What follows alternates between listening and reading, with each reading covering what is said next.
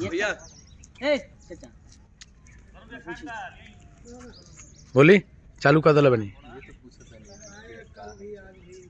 हाल चाल तो बढ़िया बा मगर हम का कहीं हमारे को तो लीवर बा जौन की पूरा भइल ही नहीं है चेक करल के आ हमर पथरी बा जौन पूरा गल गइल है न आ जिया तनी जौन एगो दिलवे बा जे जिया तनी हो बानू वो गायब हो गइल बा ना उ तो व्यवस्था कर रखले पता चले कि वो गायब हो गइल के तब चाचा कहतलन सुबह सुबह में के दिले पर हम जिया तनी दिले पर जीत अरे जो भाई सच में दिले पर लीवर हमर नहीं खे आवाज पथरी गलिए गइल दिल पर कि बिल पर?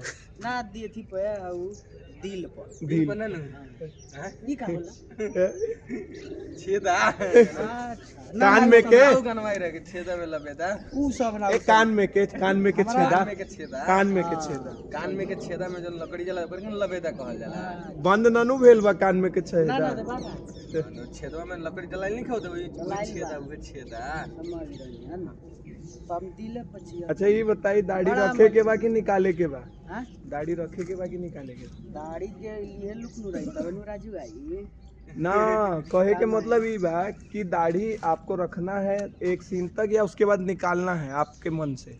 अभी हम दाढ़ी रखना चाहते हैं क्योंकि देहात में दाढ़ी बढ़िया लौके के पूरी फिल्म में दाढ़ी रखेंगे? आन बांसान दाढ़ी और मुंह अरे भैया पूरी फिल्म में मोचिया? दाढ़ी रखेंगे?